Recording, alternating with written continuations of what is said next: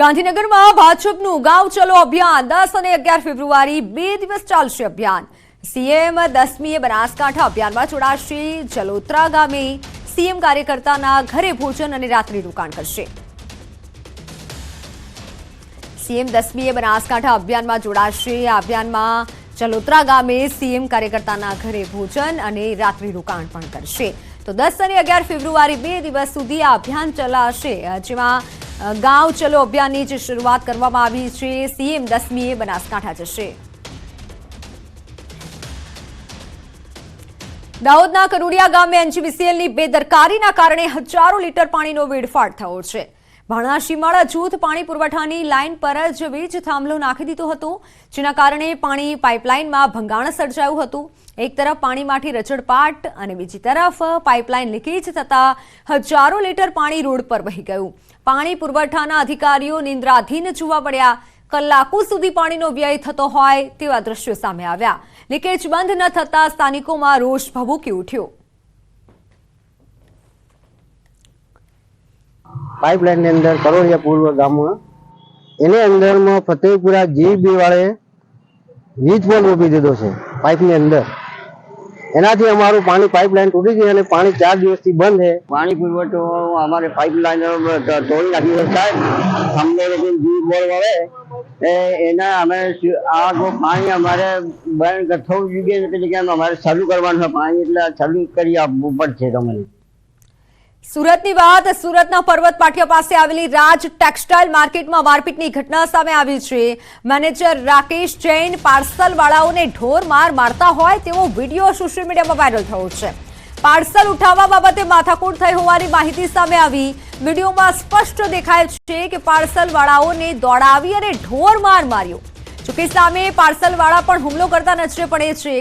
વિડીયોના આધારે પુણા પોલીસે તપાસ હાથ ધરી છે।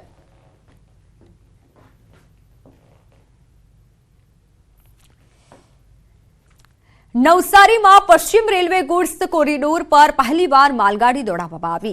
मालसामानी अवरजवर माटे बे अलग अलग ट्रेकना फ्रेट कोरिडोर तैयार करवामां आव्यो। ट्रेक पर एंजीनना सफल ट्रायल बाद 46 डब्बा साथेनी मालसामानवाળી ट्रेनનું ट्रायल करवामां આવ્યું હતું। આ પ્રથમ ફેઝના ટ્રાયલમાં વડોદરાથી સંજાણ સુધીનું અંતર રખાયું।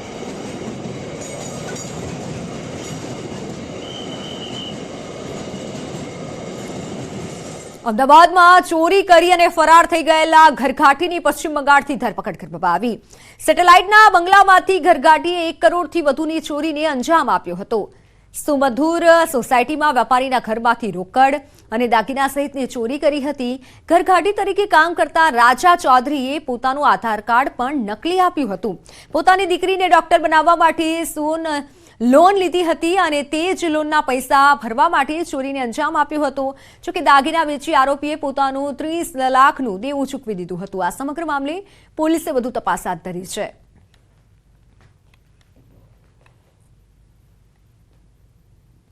સેટેલાઇટ પોલ્યુશનમાં એક ઘરઘાટી ઓલમોસ્ટ 1 કરોડના ઉપરાંત ચોરી કરી ભાગી ગયો હતો અને જે એને ઓળખપત્ર આપ્યા હતા એ બધા ફેક ઓળખપત્ર હતા।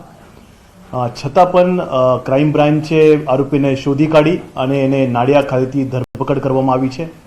આરોપી પાસેથી 7 લાખના ઉપરાંત મુદ્દામાલ કબજે કર્યા છે।